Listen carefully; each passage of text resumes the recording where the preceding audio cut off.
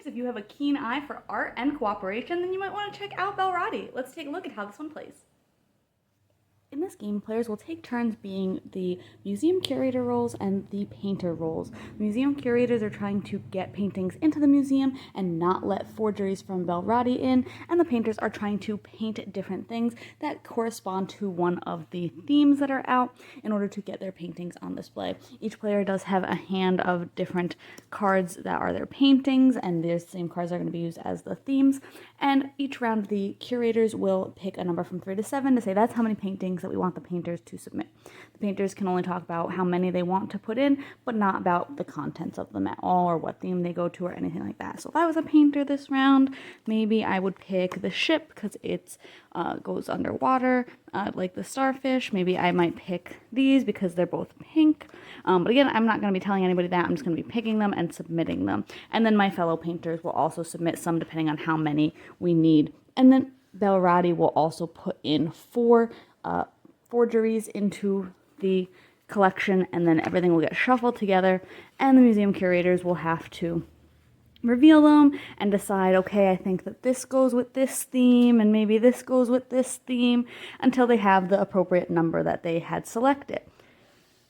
Once they're satisfied, the painters will then confirm, yes, this was mine, and they'll get a point for that. Or they might say something like, oh, you had put this with the wrong theme, but it was one of mine, so just no points for that, but Belratti doesn't get any points either. But let's say that this didn't belong to any of the painters. That means it was a forgery that got through, so Belratti would earn that point. The game will end when Belratti does get 6 points, and the players will win only if they've gotten at least 15 points.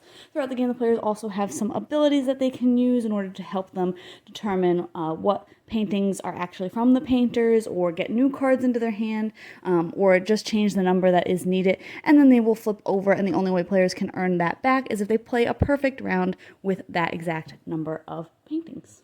There are also some variants to make the game more challenging if players feel that it is a little bit too easy. I've really enjoyed this game. I think that it works really, really well. There's that limited communication, but I think that there are just so many ways to interpret those very simple painting cards that you could say it's because of the color, or because of the material, or because of like an animal theme, or this or that. So I do like that there's so many different directions that you can take those paintings, and it really just works well to have players alternating, trying to guess which paintings go to which, and putting in the paintings. I like that that changes each round, so that way somebody's not stuck just guessing every round and feeling kind of frustrated that they're maybe not getting what the painters are trying to convey.